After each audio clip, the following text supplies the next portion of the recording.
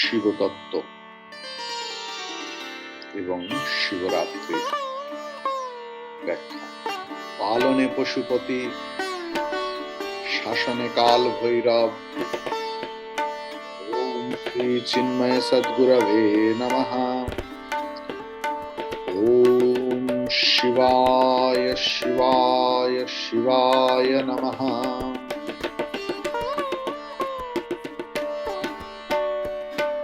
শিবতত্ত্ব এবং শিবরাত্রির ব্যাখ্যা। যিনি মহাযোগী, মহাত্যাগী, মহাজ্ঞানী, মহাপ্রেমিক, যিনি ভৈরব জগন্নাথ, যিনি পরহিত প্রচেষ্টায়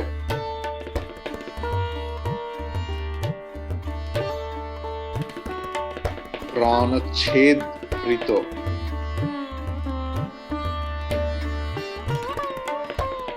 যিনি নিমীলিত নয়ন, যিনি নীলকণ্ঠ, যিনি সুউচ্চ উত্তরে কাশ্মীর শৈব দর্শনে অভিবন্দিত তুষারময় অমরনাথ, যিনি সুদূর দক্ষিণে সমুদ্রের জল দ্বারা নিত্য অভিষিক্ত হচ্ছেন সেই রামেশ্বর,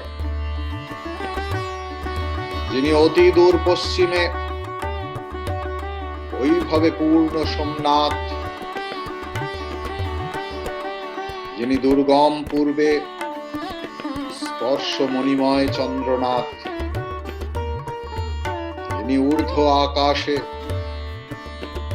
তারকেশ্বর, যিনি মর্তলোকে মহাকাল, পাতালে হাটকেশ্বর, যিনি অন্তর ব্রহ্মাণ্ডে স্বয়ম্ভু বাণ,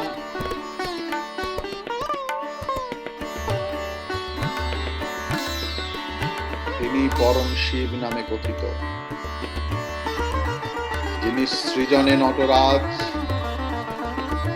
পালনে পশুপতি, শাসনে কাল ভৈরব, কৃপায় দক্ষিণামূর্তি, যিনি দারিদ্র হরণে কুবের ভাণ্ডারী, যিনি সংহারে কালাগ্নি মুক্তিতে, যিনি প্রাণদানে মৃত্যুঞ্জয়,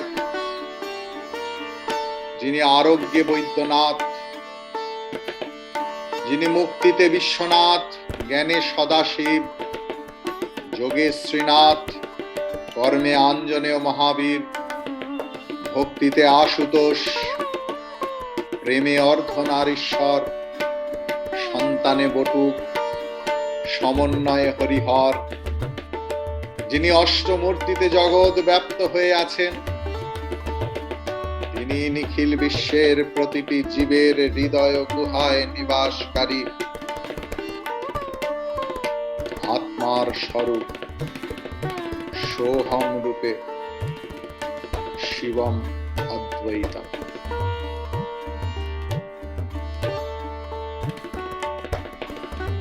এখন আমরা যদি শিব মূর্তির তত্ত্ব নিয়ে বিচার করি তাহলে দেখব শিব যে কে বা কি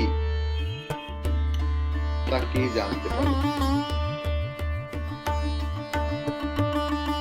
একটা গান আছে না, কে তোমারে জানতে পারে তুমি না জানালে পরে,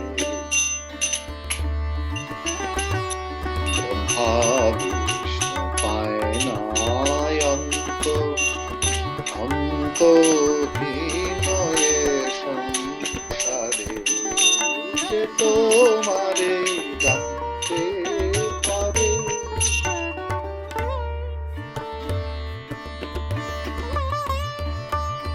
ব্রহ্মা বিষ্ণু তোমার মায়া, মায়া নয় কেবলি ছায়া।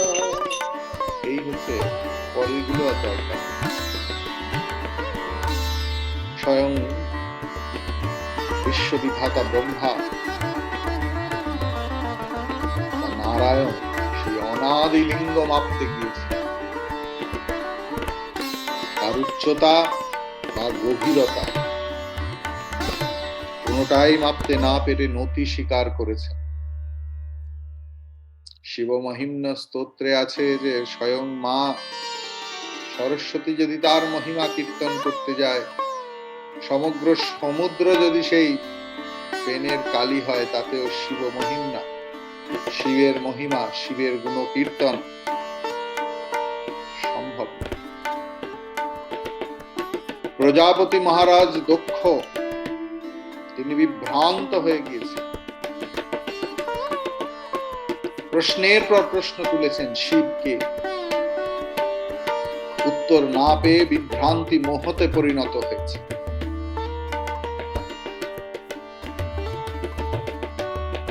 সেই কাহিনী কাশী খণ্ডের উত্তরার্ধে 87তম অধ্যায়ে বিবৃত হয়েছে।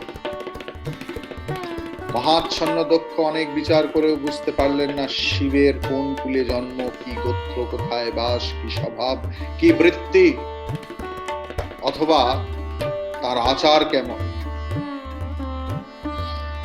তার বাহন হলো ষাঁড়, বৃষ, তার ভোজন হলো বিষ, তার শৃঙ্গার হলো ভস্য,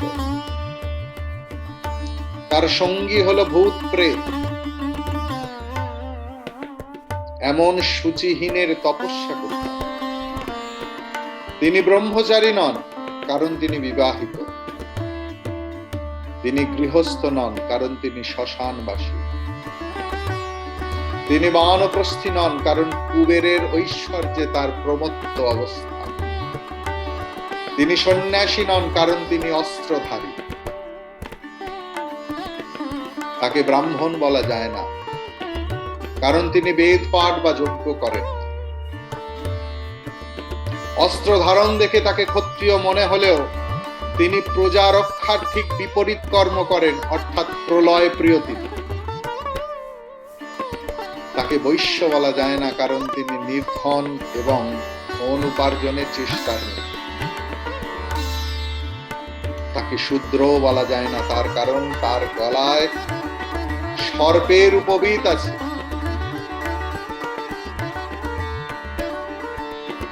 তিনি স্ত্রী বা পুরুষ নন, তিনি অর্ধনারীশ্বর, অথচ তাকে নপুংসক বলা যায়। বহু তন্ত্রে, যদিও তা ঠিক নয়, স্বামী বিবেকানন্দ, তার কারণ তার লিঙ্গ পূজিত। তাকে বালকও বলা যায় না, কারণ তিনি অনাদি। তিনি যুবকও নন, তার কারণ তিনি বহু বর্ষ সম্পন্ন। তিনি বৃদ্ধ নন, কারণ তিনি জরা মরণ বর্জিত। তার জরাও নেই, তার মরণ। প্রলয়কালে দেবতাগণকে বিনাশ করলেও তাকে পাপ স্পর্শ করে না। আবার ব্রহ্মাজির পঞ্চমুণ্ড ছেদ করাতেও তিনি পুণ্যলেশহীন। তার শরীরের অঙ্গ অলঙ্কার হলো অস্থি, খুলি, মরার হাড় গোড় ইত্যাদি। যার পরিধানে বস্ত্র নেই, সেই নির্গুণ কুলহীন কর্মভ্রষ্ট শিবের চরিত্রের রহস্য বুঝতে না পেরে বিভ্রান্ত দক্ষের মনে প্রবল ক্রোধ উৎপন্ন হল। দক্ষ ব্রহ্মার পুত্র,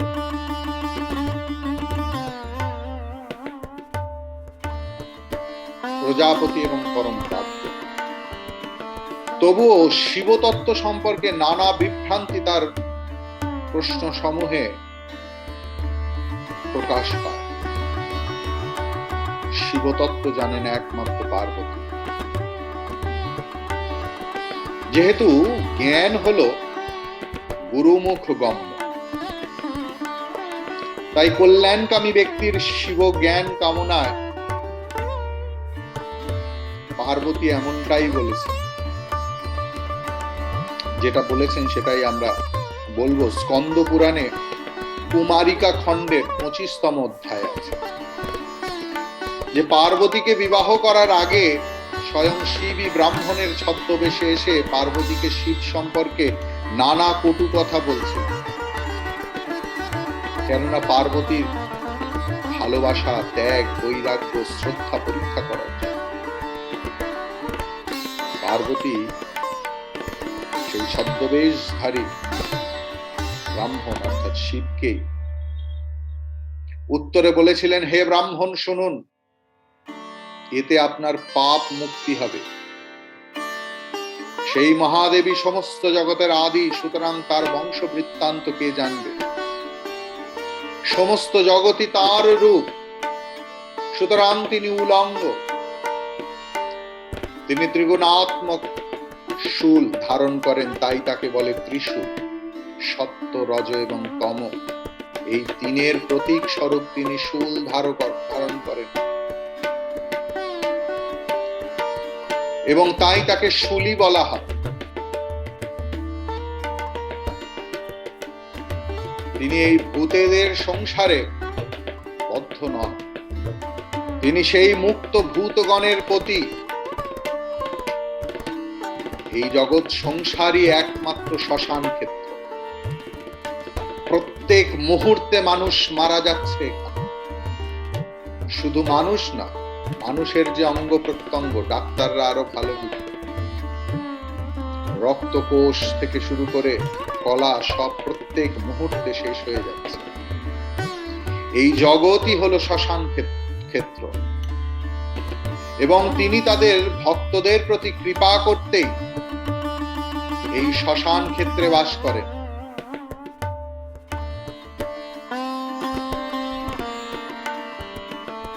আর যে বিভূতি, তা হলো বিভূতি দায়ক। বিভূতি মানে বিভূতি দায়ক, তাই তিনি সেই বিভূতি অঙ্গে মাখেন। বৃষ বা ষাঁড় হলো ধর্মের প্রতীক, তিনি তাতে আড়ূঢ় বলেই তাকে বৃষবাহন বলা হয়। সাপ হলো আমাদের কাম, ক্রোধ, লোভ, মোহ, মদ আদি মাৎসর্য আদি যে ষড়রিপু তার প্রতীক। ক্রোধ আদি রিপুই হলো সর্প।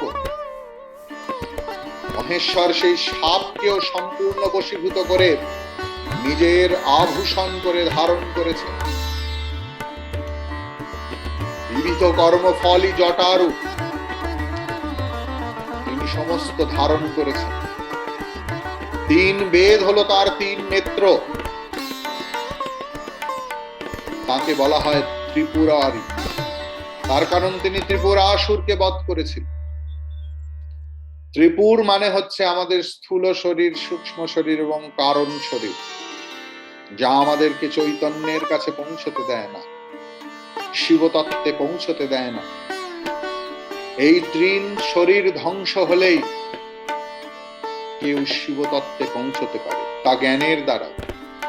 শিব এই 3 পুরের যে অধিষ্ঠান, অর্থাৎ যে ভগবানের কাছে যেতে দেয় না সেই অসুর। এই 3 শরীরের যে অধীশ্বর, যে ভগবানের কাছে যেতে দেয় না, তাকে জ্ঞান শূল দিয়ে বধ করেছিলেন, তাই তাকে ত্রিপুরারি বলা হয়। যে সকল সূক্ষ্মদর্শী ব্যক্তিরা এইভাবে মহাদেবকে জানেন, তারা শিবকেই ভজনা করে। শিবের প্রণাম মন্ত্র যদি দেখি, ওম ধ্যান নিত্যম মহেশম রজতগিরিনিভম চারু চন্দ্রাবতংসম রত্নাকল্পজ্জ্বলাঙ্গম পরশুমৃগবরাভীতিহস্తం প্রসন্নম পদ্মাসীনম সমন্তাৎ স্তুতমমরগণৈ ব্যঘ্রকৃতি वशानम विश्वाद्यं विश्वबीजं निखिलभयहरं पंचवक्त्रं त्रिनेत्रम्। এই তো ভগবান শিবের প্রণাম মন্ত্র, ধ্যান মন্ত্র। তিনি রজতগিরি সদৃশ, রূপোর পাহাড়ের, যিনি সুন্দর চাঁদকে ভূষণ রূপে ধারণ করেছেন, তাই তার আরেক নাম চন্দ্রনাথ। তার দেহ রত্ন অলঙ্কার দ্বারা উজ্জ্বল। তিনি 4 হাতে কুঠার, মৃগ, বর এবং অভয় দান করছেন। যিনি প্রসন্ন এবং পদ্মাসীন, পদ্মের ওপর বসে আছেন, যার চতুর্দিকে দেবগণ স্তব করছেন। ওম নমঃ শিবায় শান্তায় কারণত্রয়হি তবে নিবেদয়ামি চাত্মানম ত্বম গতিম পরমেশ্বর। যিনি ব্যাঘ্র চর্ম পরিহিত, যিনি বিশ্বের আদি, বিশ্বের বীজ, সমস্ত ভয় হরণকারী, যিনি পঞ্চবদন, যার ত্রিনেত্র, সেই মহেশকে আমি নিত্য ধ্যান করি। এই হলো ধ্যানের মর্মার্থ। শিবের সম্পূর্ণ শরীর জ্ঞানময়, সম্পূর্ণ শরীর জ্ঞানময়। যেহেতু জ্ঞান প্রকাশক এবং অজ্ঞান অন্ধকার বিনাশক, তাই শিবের শরীর রজত গিরে নিভৃত।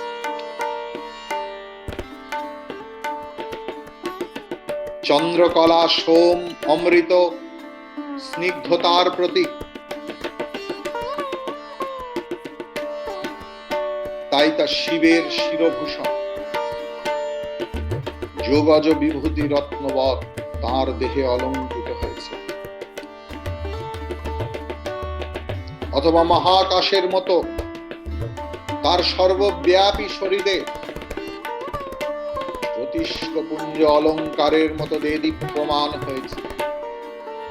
তার কর্ম সর্বব্যাপী, চতুর্দিকে, তাই তিনি চতুর্ভুজ। কুঠার বিশ্বকর্মার প্রতীক বা অস্ত্র, অর্থাৎ তিনি সৃষ্টিকর্তা। অন্যদিকে কুঠার হলো অজ্ঞান অরণ্যের ছেদক।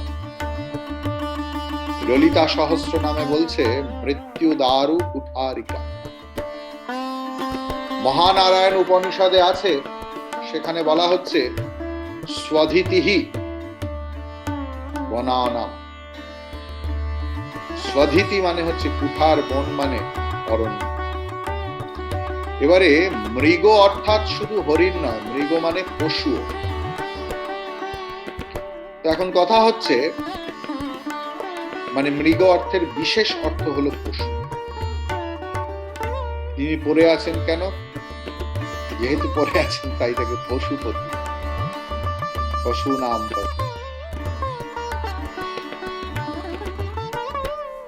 এবার তার জন্য তিনি হাতে মৃগ, আবার এটাও বলা আছে বা স্থিতি তত্ত্ব ধারণ করে আছে। অথবা মৃগ মুদ্রা জ্ঞানেরও এক ধরনের যোগজ মুদ্রা।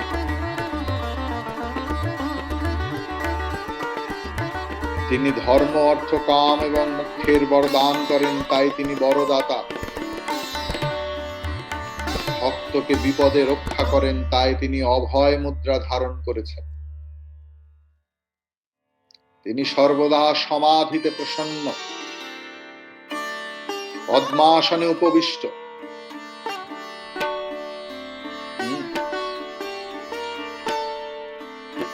ইন্দ্রিয় সম্মুখের প্রকাশক, তাই তিনি দেবপদ বাচ্য।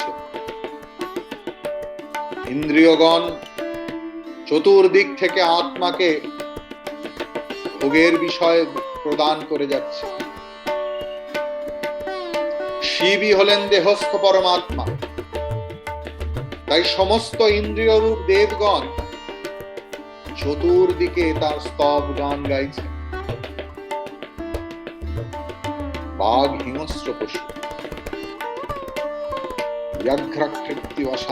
মানে তিনি দুর্দমনীয় পশু ভাবকে দমন করে সেই ব্যাঘ্র চর্ম পরিধান করেছেন। প্রচলিত ধ্যান মন্ত্রে ডমরু বা ত্রিশূলের উল্লেখ কিন্তু নেই, কিন্তু তার ব্যাখ্যাও আমরা করতে পারি। তার ডমরু হচ্ছে বৈরাগ্যের প্রতীক। ডমরু ধ্বনি হচ্ছে শব্দ ব্রহ্ম। এইসব বিজয়া আম্মা মনসারা বলতে পারবে। ডমরু বাজিয়েই, ডমরুর শব্দ শুনেই আমি তো এসব জানি না, ও আইউন রিলিক জাভাই জাভাগাটা দাস এইসব সব আছে আর রিলিক চর্চার অভাবে সব খরচা হয়। যাই হোক, তো এখন কথা হচ্ছে তার ডমরু শুধু বৈরাগ্যের প্রতীক নয়, ডমরুর ধ্বনি শব্দ ব্রহ্ম।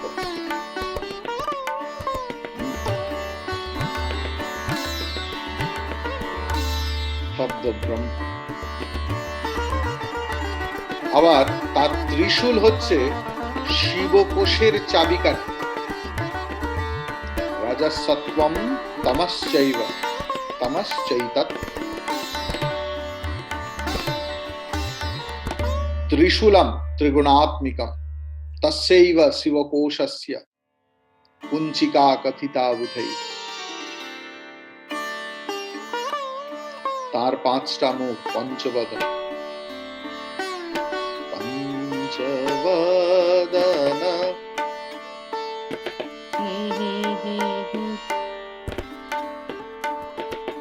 डमरू हर करे बाजे बाजे, डमरू हर करे बाजे बाजे। पंचवदन पिनाकधर शिव वृषभ वाहन भूतनाथ। पंचवदन। তার পূর্ব মুখের নাম তৎপুরুষ, ওই মুখ ঐন্দ্রী বা পীত বর্ণ, যা সৃষ্টি কার্যে নিরত। তার পশ্চিম মুখের নাম সদ্যজাত, এই মুখ বারুণী বা শুক্ল বর্ণ, যা স্থিতিকারী। দক্ষিণ মুখের নাম অঘোর, এই মুখ মেঘ বর্ণ, সংহার কর্মে ব্যাপৃত। উত্তর মুখের নাম বামদেব, এই মুখ কৌবের নামে প্রচলিত, রক্তবর্ণ, বিনিগ্রহ এবং অনুগ্রহে নিরত। আর ঊর্ধ্বমুখ ঈশান শুদ্ধ, উপাধি শূন্য, নিশ্চল, মোক্ষদায়। বিভিন্ন তন্ত্রে শিবের এই পঞ্চবদন নিয়ে আরো অন্যান্য ব্যাখ্যা আছে।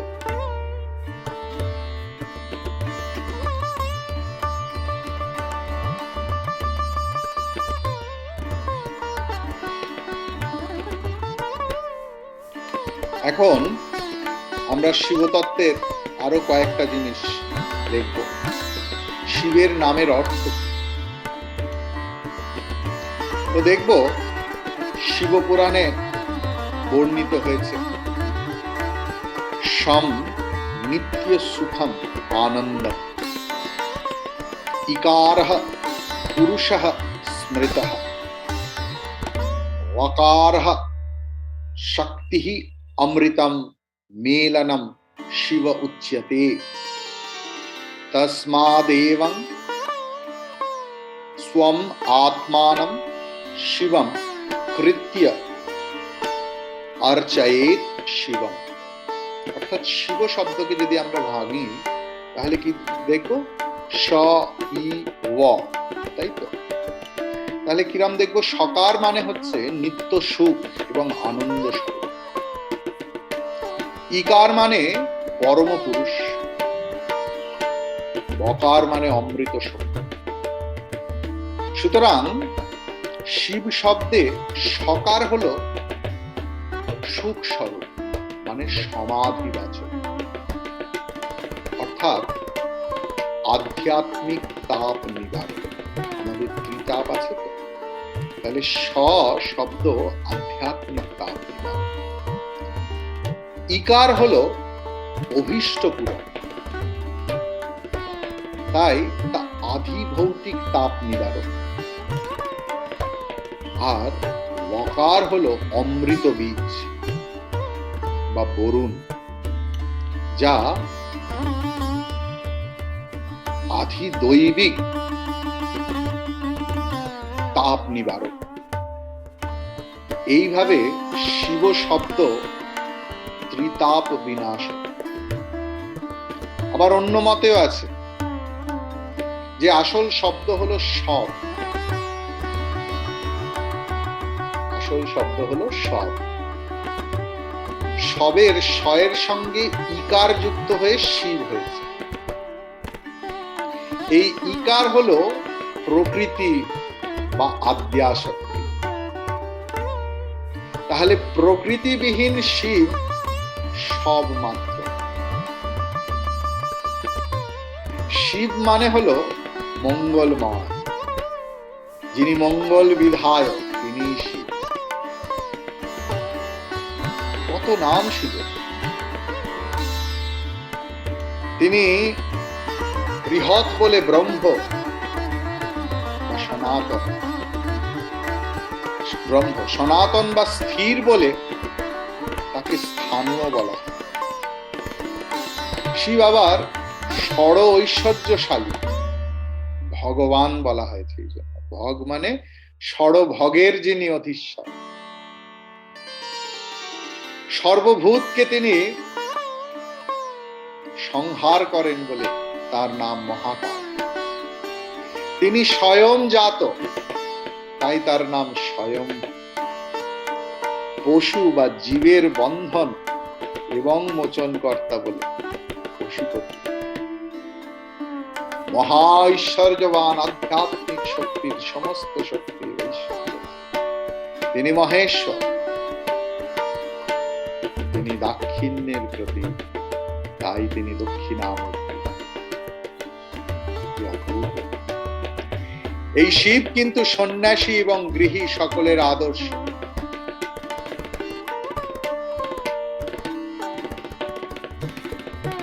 সদাশিব সমারম্ভম শঙ্করাচার্য মধ্যমাম अस्मदाचार्য পর্যন্তাম বন্দে গুরু পরম্পরা।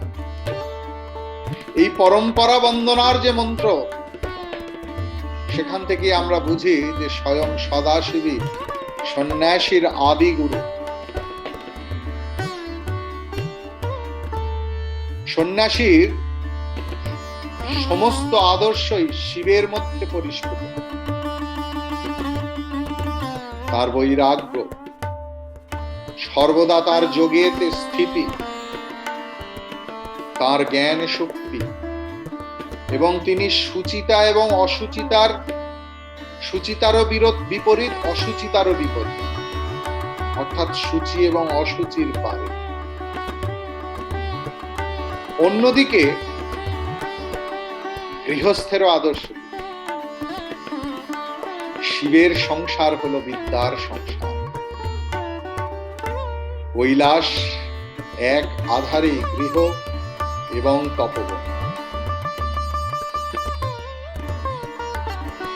সংসারী মানুষের মধ্যে যত শ্রেষ্ঠতম গুণাবলী দেখা যায়, তার গুরু শিব। তিনি নাচ, গান, বাদ্যযন্ত্র সবকিছুর দেবতা। তিনি সংস্কৃত ব্যাকরণের জনক। তিনি চিকিৎসা শাস্ত্র, অস্ত্রবিদ্যা, তন্ত্রমত, মন্ত্র, হঠযোগ সকলের গুরু। তিনি আবার নিজেই প্রেম ভক্তির পরাকাষ্ঠা। মহাদেব সতত জগত এই কি রাম। এবং তিনি শরণাগতের আশ্রয়দাতা। তাহলে তার এই দুটো গুণ হলো গৃহস্থের আদর্শ। কি না, প্রেম ভক্তির পরাকাষ্ঠা এবং শরণাগতের আশ্রয়দাতা। সংসারী তো সেই যে সবাইকে আশ্রয় দেবে, খাওয়াবে, পড়াবে, আনন্দ। সংসারের এটাই তো কর্তব্য। সংসারী অর্থ উপার্জন হয়।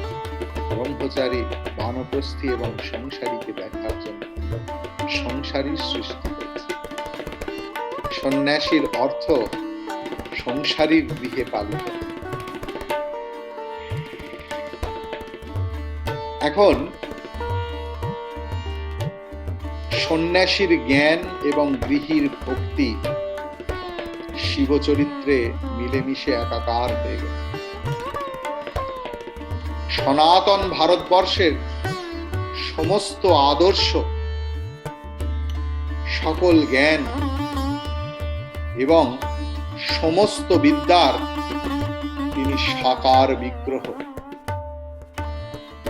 এখন শিবলিঙ্গ কি, এই নিয়ে বহু প্রশ্ন আসতে পারে। জ্ঞানীর দৃষ্টিতে শিবলিঙ্গ নিরাকার ব্রহ্মের প্রতীক। আমাদের পরম পূজ্যপাদ গুরুদেব বলছেন যে আমাদের পৃথিবীর এই সমস্ত কর্মই হচ্ছে ইলিপ্টিক্যাল। সেই ইলিপসকে যদি অর্ধেক মাটিতে পোতা যায় তাহলে সেটাই তার আধার। তাহলে এইটা প্রথম উপরে যেটা উঠে আছে সেটা সমস্ত জগতের প্রতীক। সুন্দরভাবে ব্যাখ্যা করেছে। তাহলে জ্ঞানীর দৃষ্টিতে শিবলিঙ্গ হচ্ছে নিরাকার ব্রহ্মের প্রতীক। বৈদিক দৃষ্টিতে শিবলিঙ্গ হচ্ছে ইউপস্তম্ভ বলে। যাজ্ঞিকের দৃষ্টি, তিনি যারা সবসময় যজ্ঞ করে, সপিঠ যে শিবলিঙ্গ বেদির উপর, তারা হোম শিখা প্রজ্বলন করে। পিতৃ উপাসক, পিতৃপুরুষের যারা উপাসনা করে, তাদের দৃষ্টিতে শিবলিঙ্গ হলো পিতৃমাতৃক চিহ্ন। কৃষকের দৃষ্টিতে শিবলিঙ্গ হলো উর্বরতার প্রতীক। পশুপালকের দৃষ্টিতে শিবলিঙ্গ হলো প্রজনন শক্তি। আসুরি গুণ সম্পন্ন ব্যক্তিদের দৃষ্টিতে শিবলিঙ্গ হলো জননাঙ্গ, তার দেবতা। বৌদ্ধ দৃষ্টিতে শিবলিঙ্গ হলো স্তূপ। আরো অনেক কিছু আছে। এখন আমরা সংস্কৃততে ফিরে আসি। লিঙ্গ অ্যাকচুয়ালি শব্দটা লি মানে হচ্ছে লয় পাওয়া, আর গম শব্দের অর্থ হচ্ছে বহির্গত হওয়া। একটা বই আছে, তার নাম হচ্ছে কৌল জ্ঞান নির্ণয়। তার 3য় অধ্যায়ের 10তম শ্লোকে এটা বলা আছে, यस्य इच्छया भवेत् सृष्टिः लयः तत्रैव गच्छिता तेन लिंगस्तु विख्यातम यत्र लीनम चरात। অর্থাৎ যে পরম কারণের ইচ্ছায় এই জগতের উৎপত্তি এবং যাতে এই জগতের লয়, সেই লিঙ্গ মধ্যেই চরাচর জগৎ ওতপ্রোত হয়ে আছে। যেরকম একটা কাপড়ে সুতোগুলো আড়াআড়ি এবং লম্বালম্বি ভাবে ওতপ্রোত হয়ে আছে, শিবলিঙ্গ হচ্ছে সেই যার মধ্যেই জগতের সৃষ্টি স্থিতি লয় ওতপ্রোত হয়ে আছে। স্থূল দৃষ্টিতে শিবলিঙ্গের 2টি অংশ, একটা হচ্ছে লিঙ্গ আর একটা হচ্ছে বেদী, তাই তো? এখন বেদীকে বলা হয় গৌরীপট্ট বা গৌরীপীঠ বা যোনিপীঠ। স্কন্দ পুরাণে কিন্তু এই ব্যাখ্যা আছে। আকাশম লিঙ্গম ইতি আহুহু পৃথিবী তস্য পীঠিকা আলয় সর্বদেবানাম লয়নাৎ লিঙ্গম উচ্যতে। অর্থাৎ আকাশরূপ লিঙ্গের বেদী হলো পৃথিবী, যেখানে সমস্ত দেবতার নিবাস, যেখানে সবকিছুর লয় হয় বলে তাকে লিঙ্গ বলে। পৃথিবীতেই তো সবকিছু উৎপত্তি হচ্ছে এবং লয় হচ্ছে। রুদ্র অধ্যায়ের যে ধ্যান মন্ত্র আছে, সেখানে বিরাট দিব্যলিঙ্গের লক্ষণ বলা হয়েছে। সেখানে কি বলা হয়েছে? পীঠম ইয়স্য ধরিত্রী জলধর কলসম লিঙ্গম আকাশম মূর্তিম নক্ষত্রম পুষ্পমাল্যম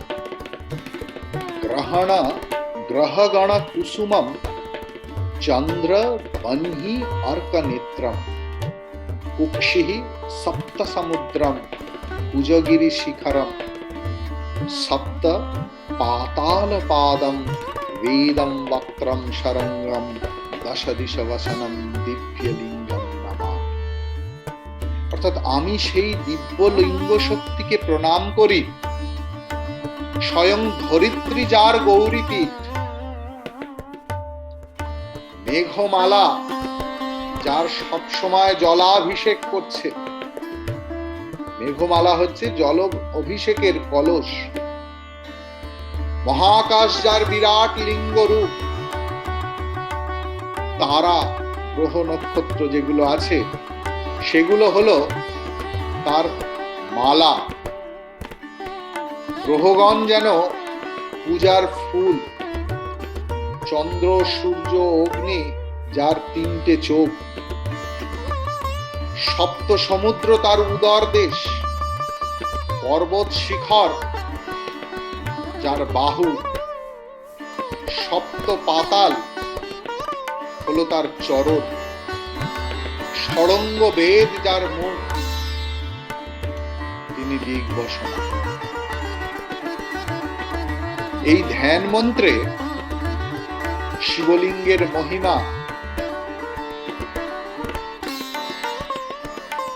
শিবলিঙ্গ সম্বন্ধে যে যৌন ব্যাখ্যা আছে তাকে অতিক্রম করে অদ্বৈত বেদান্তের শিখার চূড়া স্পর্শ করেছে। এখন কথা হচ্ছে যে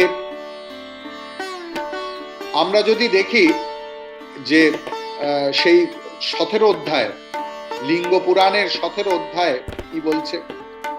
প্রধানম লিঙ্গমাখ্যাতম লিঙ্গী চ পরমেশ্বরঃ। অর্থাৎ প্রকৃতি লিঙ্গ এবং মহেশ্বর হলেন লিঙ্গী।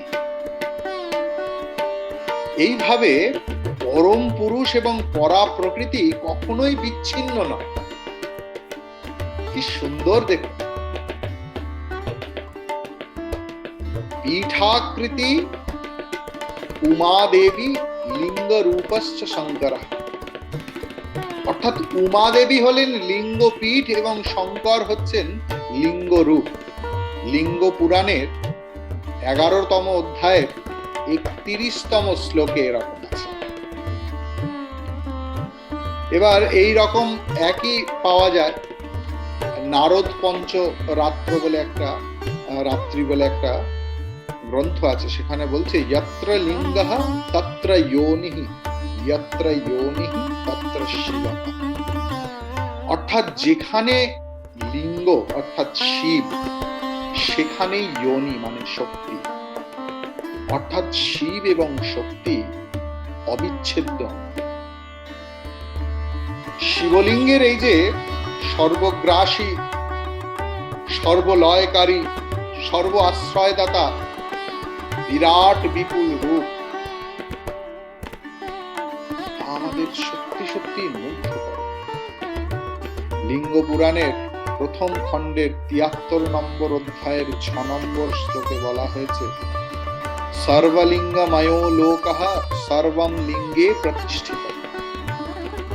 অর্থাৎ সমস্ত জগৎ লিঙ্গময়, লিঙ্গেই সব অধিষ্ঠিত। সমস্ত দেব, দৈত্য, দানব, যক্ষ, বিদ্যাধর, সিদ্ধ, সব রাক্ষস, পিতা মাতা, মুনি, ঋষি, কিন্নর সবাই শিবলিঙ্গের পূজায়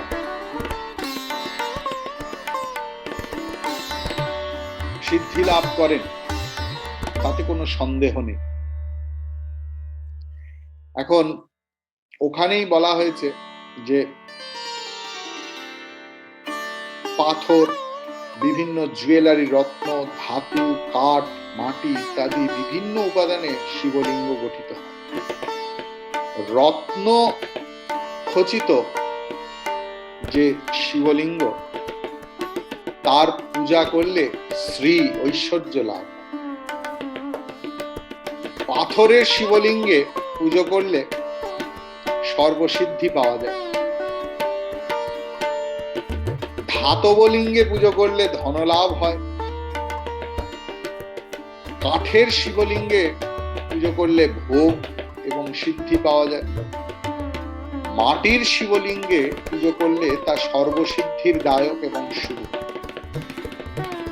শিবলিঙ্গের মধ্যভাগ, নিম্নভাগ হচ্ছে ব্রহ্মা, মধ্যভাগে বিষ্ণু এবং ঊর্ধ্বভাগে রুদ্র বিরাজিত। লিঙ্গ বেদী বা গৌরীপীঠে আদ্যাশক্তি এবং সর্বাঙ্গে সর্বদেব দেবীর নিবাস। যিনি গৌরীপীঠে শিবলিঙ্গ পুজো করেন তার সমস্ত দেব দেবীর পূজার ফল লাভ হয়। আজ এই পর্যন্ত, পরের দিন বাকিটা। হরি ওম।